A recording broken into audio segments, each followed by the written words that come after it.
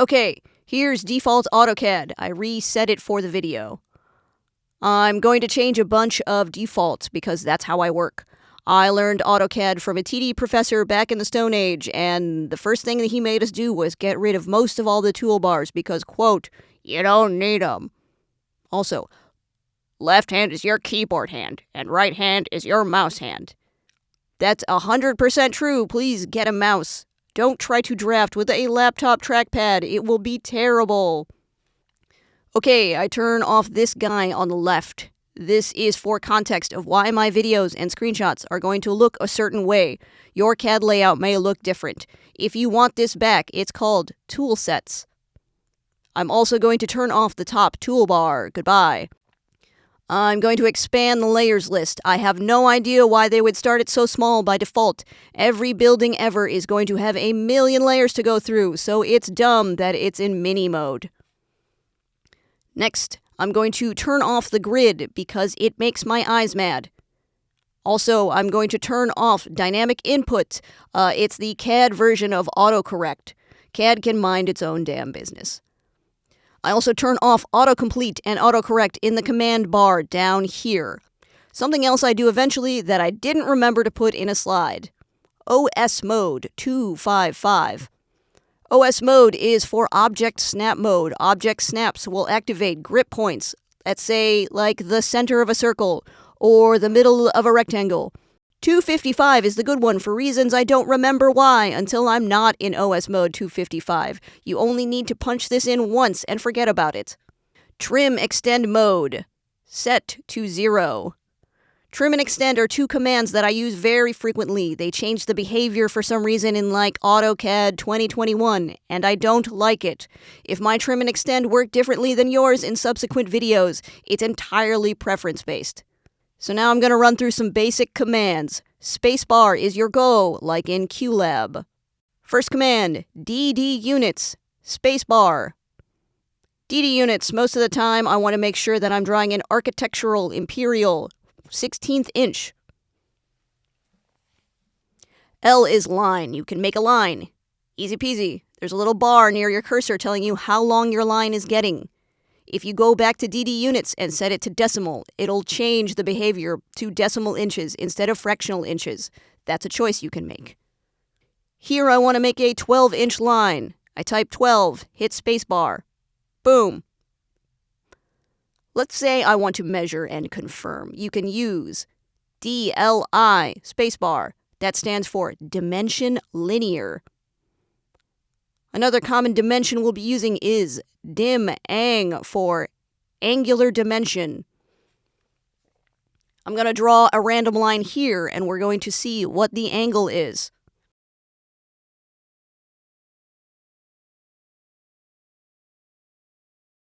If I wanted to see how long that line I just drew was, I can't use DLI. Here's what happens when I use DLI. It only wants to dimension straight horizontally or straight vertically. In this case, since the line is at an angle, I'll use dim aligned for dimension aligned, DIMALI. So it looks like I'm just playing around with random commands, because I am. So let's do something practical and draw a real thing. A speaker. The Meyer UPJ-1P is part of the house system in the Watts. When you Google Meyer UPJ-1P, you get a document called a data sheet, or sometimes it's referred to as a cut sheet. It has all sorts of useful factoids about the speaker, including the fan favorite question, how big is it? Meyer has a simple drawing at the top with dimensions, and we are going to use that information to draw our mains box from different views. Let's start with the front view. The box is 11.15 inches wide and 22.43 inches tall. It's a rectangle. The commands are L spacebar, 11.15 spacebar. Find the grip at the end of our horizontal line and make a vertical line. L spacebar, 22.43 spacebar. So there's a setting on the bottom that is on by default, and I think most of the time you should leave it on. It is called polar tracking. It makes this green dashed line if I'm going left from the top grip. If I drag down to the bottom grip and go directly up, it will try to meet the 2 points. That's one way of closing the rectangle. Another way of closing the rectangle, copy-paste the lines and drop them anywhere nearby. Then drag them into place using Move and the end grips. Third option, REC spacebar, is the rectangle command. Draw a rectangle using the 2 lines you made as guidelines for width and height. Move the rectangle out of the way and delete your old lines. Boom, you're left with a front view rectangle. Okay, so that's the front view of a Meyer UPJ-1P. Let's put a label nearby so we don't forget what that is later. The command for multi-line text box is mtext spacebar. Our default text height shows up at 0.2 inches. It's way too small to read in a lot of cases. You can change the font size in a couple of places. You can change it up top when you're actively editing the text. Same place you can change your font. I stick to Arial typically. You can also change your text settings on the right in the properties bar. The ST command will open up something called the styles pane.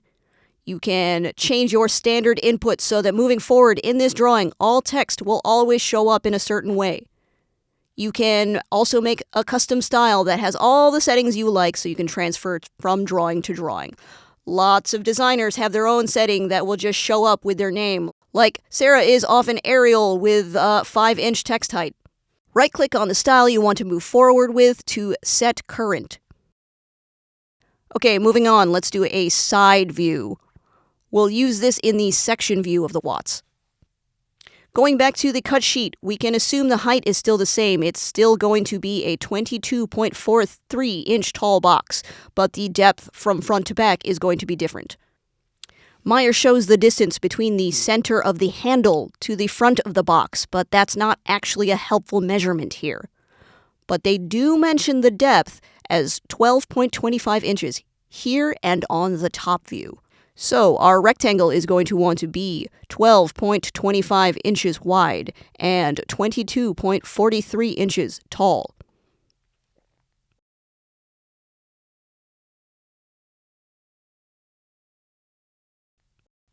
So that's our new UPJ side view. They both look like rectangles. How do we tell which one is which? Well, you can label it nearby.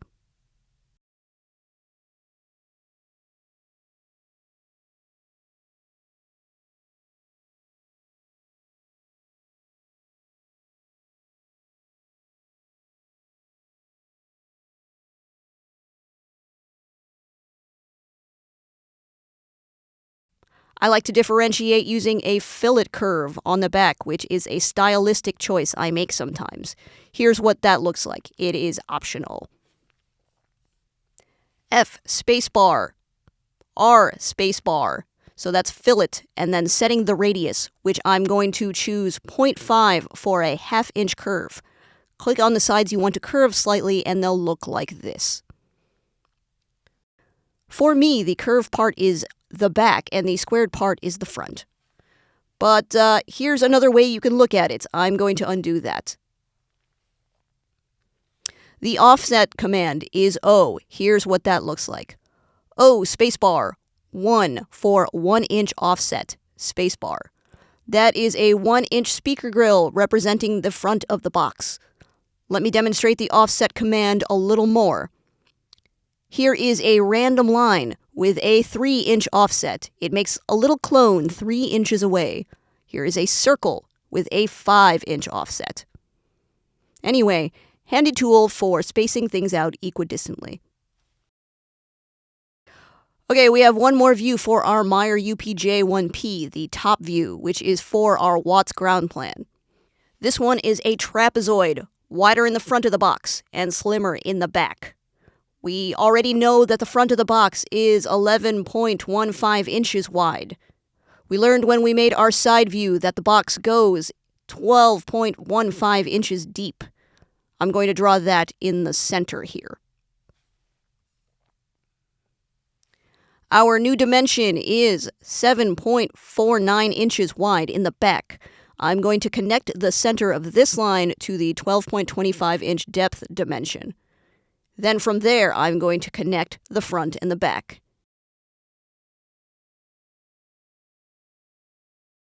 And voila, a trapezoid.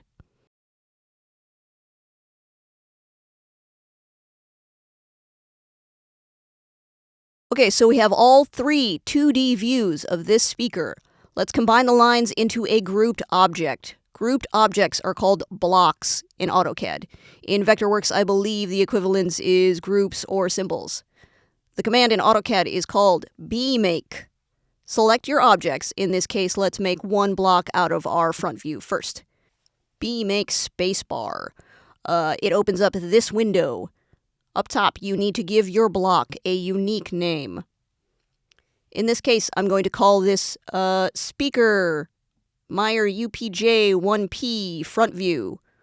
You'll need to click Pick Point and decide where you'd like to be able to grip this from. Otherwise, it will default to AutoCAD coordinates 0, 0, 0. I'm going to create this without picking a point so you can see what that looks like. Makes the main grip all the way over here at the CAD origin point, which can be pretty stupid depending on how far away you've been drawing in the model. Okay, I'm going to break this block apart and try again. The command to reduce a block back into its individual parts is X for explode. I'm going to name this thing the same as before, but this time I'm going to pick a point. Let's say maybe I want top center. Since I picked the exact name as before, it's asking if I want to overwrite. The answer in this case is yes. I don't want the old settings. I want the new ones. So now I can drag around my rectangle from the top and copy-paste it a million times as needed. But actually, I'd like to give these fills. So let's say I want to edit my block. The command for that is bedit. B-E-D-I-T spacebar. It opens up a separate block editor window. Now that I'm in here, I can add the fill that I forgot I wanted. The command for that is BH for boundary hatch. BH will default to a slashed line. Click up here to make it solid. It will default to black because you're on the 0 layer, which defaults to white in model space and converts to black on paper space, like dark mode and light mode. A note about boundary hatch. It will only work in a completely closed shape. If there's any sort of gap between your lines, it will get confused and not work. Okay, so I've got my hatch fill, but maybe I want to change my origin grip from the top part to the bottom part or somewhere else. You can see the origin grip indicated here with the XY coordinate icon. That's the 0, 0 point of this block. If I select the object and move it to coordinate 0, 0, it will change where I can click and drag my block around in the future. Alright, I'm going to quickly cut to another example that's not a rectangle. Here is a C-clamp. I have the origin grip here at the bottom because that's where I would attach this block to a speaker bracket. But alternatively, I might like to have my main grip up here for attaching to a pipe grid. They're both valid and different use cases, and I change my mind on these things all the time depending on what it is I'm trying to do. Okay, back to our block editor view of our front view UPJ. I've decided that it needs no additional adjustments, so I can click X over here to save and return to model view. So let's talk about layers before we repeat our process with blocks. By default, you have the 0 layer in every drawing. It cannot be deleted, and it always starts white. You should just leave its settings alone. Recommended practice is to draw your blocks on 0 layer. I will try to demonstrate why. I'm going to make a new layer called Red Speakers. You can right-click on the Layers window and hit New Layer. There's also this little button on the bottom left that can add one. There's a bunch of settings you can explore later like line weights and line styles. Line weights will make everything on this layer appear thicker or thinner. You can leave this at default and it'll still print on a PDF. No big deal. Line styles are where you can have dashed or dotted lines. It's mostly a scenic thing to differentiate between walls and curtains and other surfaces. For sound, I rarely change my line style from a regular solid line. You can also lock your layers so you can't accidentally change anything. I lock architectural layers in theaters so I don't accidentally mess up a wall in the theater, for example. And relevant to our blocks, we have colors. Everything on this layer will now look red by default, including blocks drawn on the 0 layer. I'm going to make a random block real quick on a new layer called non-zero layer block. I'm making it green.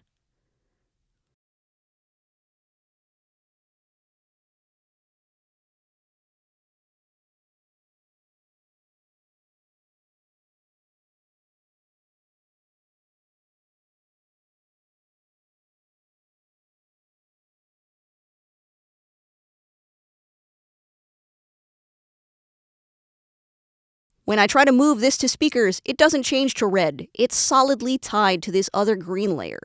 0 layer is special in this way because the blocks you make here will adapt to the settings of whatever new layer you put it on.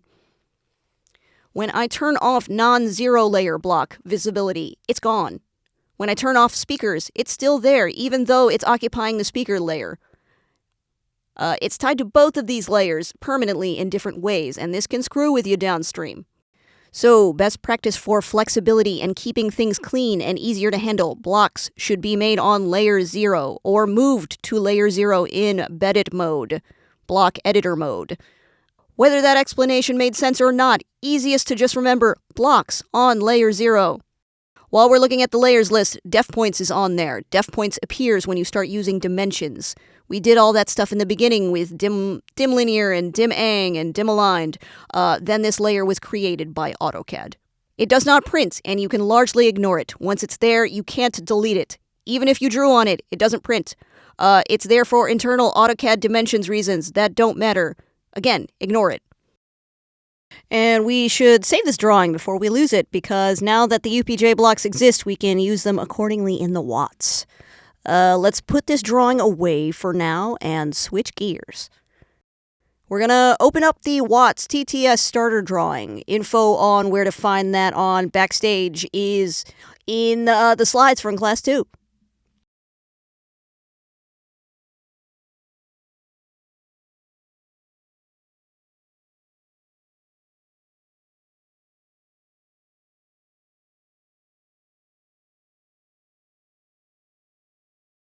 It can feel like there's a lot going on here when you first open this document, because there is. So let's start in the model view. You've got your plan view right here. You've got an elevation facing the stage. Over on the right is a section view, and on the left is a plan view of the trap room. We will be using the trap room to put our musicians later, so that will be more relevant than it might usually be for sound. On the right, we have a billion different layers representing the architecture of the theater and the floors and the pipe grid. There's a TTS CAD standards document on Backstage that breaks down what the layers mean. The TDs probably have to read it and follow it, but optional read for you all. So, something I first do when I open drawings like these is to vet my layers for usefulness. The things that are useful for technical directors, like the construction of the floor, is something that I care a lot less about in sound. So, I click on the stuff that looks extra and find out in the Properties Inspector, right down here on the right, what layer they're on. Right now I'm looking at F, Plan, PT, Platform, which seems to be about how many panels you need over the trap room to have a regular floor. Yeah, I don't care too much about that, so I can turn this layer off. There are two ways to turn layers off, visibility and freeze. They both make things disappear, but the behavior is a little different. Visibility is more temporary. When you toggle visibility, blocks associated with other layers can still show up. Also, you can still have stuff selected on the layer, they just aren't seen. Freeze turns off a layer, and AutoCAD doesn't load it in the background anymore, so for better performance on a computer, you can freeze it. It'll be more likely to make blocks on the layer disappear as well. So for stuff I for sure don't care about, I'm going to freeze. These wiggly green lines here, those are supposed to be standard curtain positions. They're located at R legs for rigging. We're not going to be using those on this show or probably any custom build set show, so I can turn this one off too. So the process of cleaning up the background continues.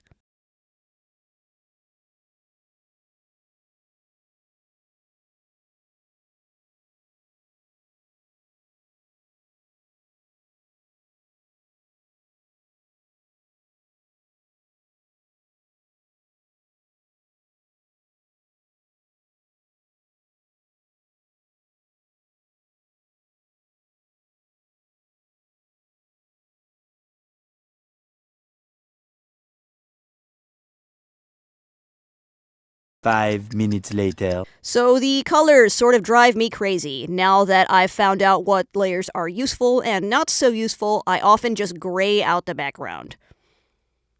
A-wall, for example, is bright yellow. Making that layer dark gray helps clear things up right away.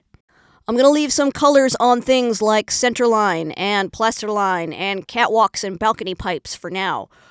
Your choice on what colors those end up being. Those layers still have relevant information about where we can hang our speakers, so I'm going to leave those as is for right now. Those purple guys are AVPs, or the wall patch points in the watts. Here's a picture of an AVP. For more information on AVPs, take Sound Technology 1 or watch my video called Fake Watts Show. For sound people in general, yes, they're relevant. For this class, no, I am not making you care about what AVP your sound equipment gets plugged into. You can turn that layer off, but know that maybe you'd want it in the future for logistical reasons. Okay, let's say I've got a pretty clean background going. Let's move out of model space and into paper space. Model space is this big black void where you can draw all the things. It is an infinite canvas. The Vectorworks equivalent is probably your design layer. Paper space is like printer paper layout. It's where you lay out your views for plotting on a big sheet of paper or exporting to PDF. The Vectorworks equivalent is the sheet layer. The TTS templates have a bunch of options on paper sizes to use, like ArcD and 11x17, but these are again geared towards TDs and scenic. You can see here that the ArcD standard starts zoomed in towards the stage. For sound, you'd want a view that covers the whole room because we'd often have speakers in the back of the theater too. We care about showing the whole audience in our sheets. Most of these views are actually not super useful to start out sound-wise. Also, I made an alternative title block for sound, which basically takes out TD and adds in PSE and other sound things. So on D2L, there's a title block I made in either 11x17 or 24x36. To edit your title block, double-click and the Enhanced Attribute Editor window will show up for you to fill out the form fields. Let's see, my show is the color purple. Venue is the watts. Drawing title is going to be Sound Prelim Ground Plan. Director is whoever you want. Let's say Benedict Cumberbatch. Sound designer is you, your name. PSE is Angelina Jolie. And this is drafted by you. It's your name. You can use this title block, and probably should, but I'm also going to run through how to start your own from scratch. The text command is @def for attribute define, ATTDEF.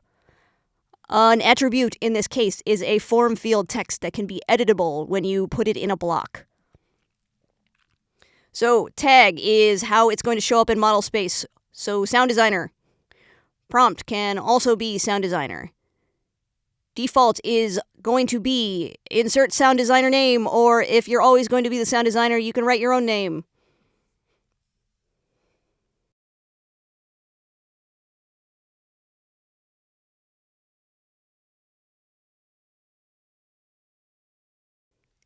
The rest of the title block is just a series of boxes and lines with some text that is static and some text that is redefinable attributes. Where else might @def be useful? In line diagrams. Here's a simple block with editable fields. I can make the make and model editable on top, what the device is, and what the inputs and output text says. Alternatively, at the end, I have some speaker blocks for a line diagram. I can make the text in the center a definable attribute and easily change the number and label while the rest of the block remains the same. So that was a bit of a tangent about a flexible command you might want to try out in the future for sound. Let's go back to the watts, though. To put the sound title block in place, I've added some instructions on the side about how to get the equivalent sheet size going. Click the plus icon on the bottom left to add a new sheet. It will default to an 8x10 printer page. We'll want to go File, Page Setup Manager. Click on the little setup gear icon over here and click Edit. For printer, we want AutoCAD PDF High Quality Print. Click on the paper size, and holy moly, there are a lot of options.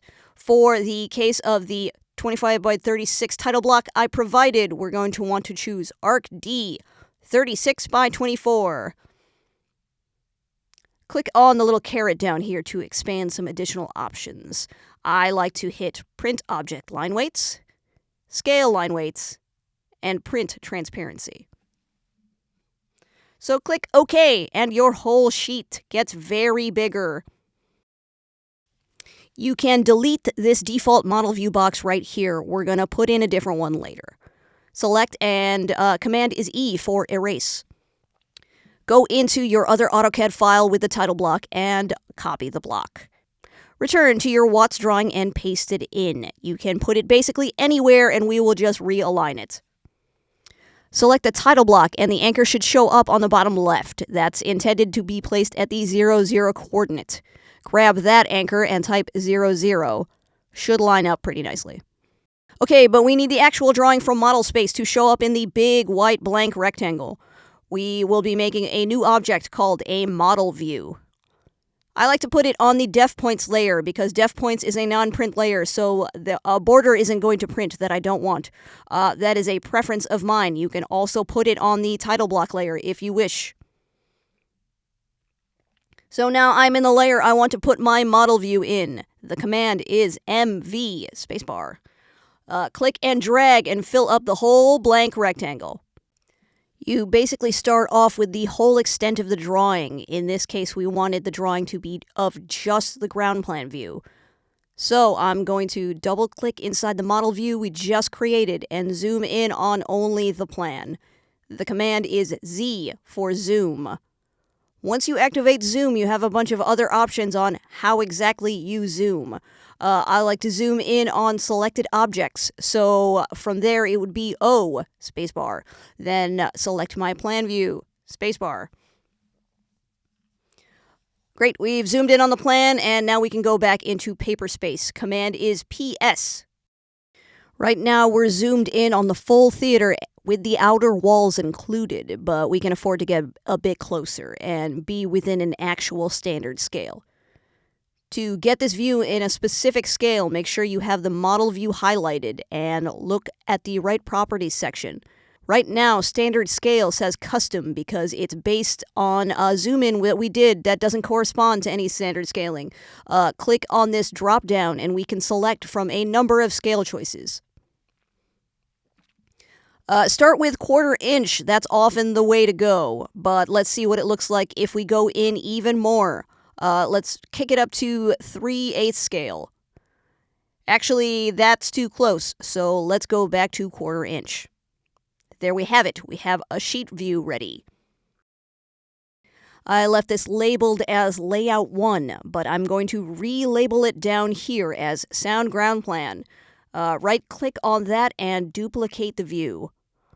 We're going to want a low-level view and a high-level view of this same general layout.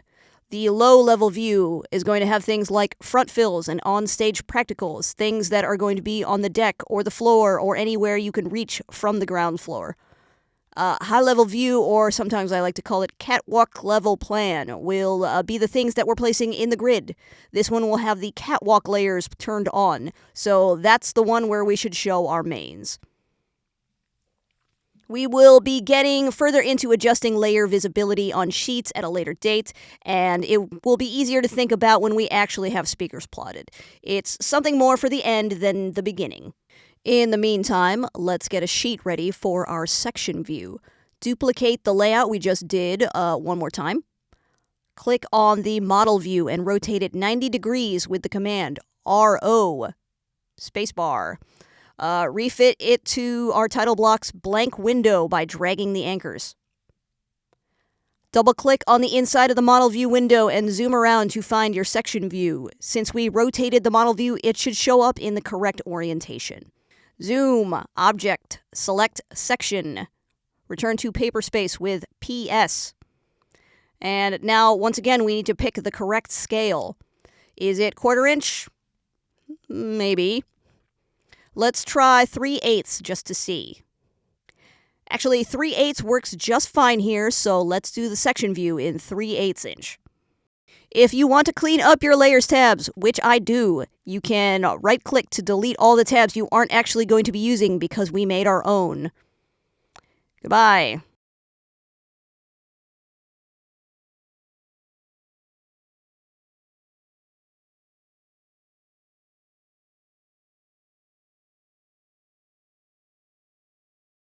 So, we just did a bunch of stuff to set us up for a speaker plot. Are we there yet? Almost. Let's make a new layer back in model space called Sound Mains.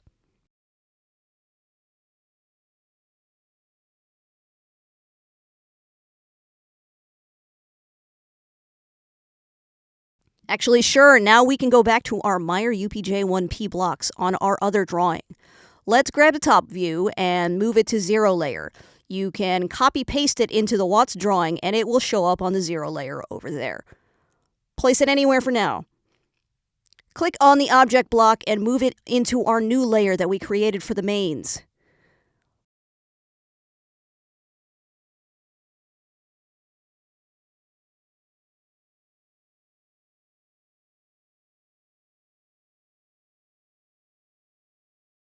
Where does it go? Oh, I think it's underneath Cat 2, hung on an I-beam, roughly here. We can be more exact, but I'd have to go in the Watts and go look at it. Anyway, we have our first speaker plotted. Main left and main right are the same model speaker, so we just grab main center and copy-paste twice. 1 and 2. Main left, I think, is over here on the Cat 3 I-beam, and mirror main right. For now, let's rotate them 45 degrees. Rotate command is RO. Then let's say -45 over here. Boom. RO +45 over here. Boom. And those are our mains, more or less. I'd have to go into the Watts to confirm positions. We did it, guys. Or maybe I did it, and you have to watch this again. And then you did it. Anyway, you should. Do this, I mean. Here's your assignment for the week. Well, it's Easter. You know what that means? I don't know. What does it mean? Easter eggs! Oh, yeah!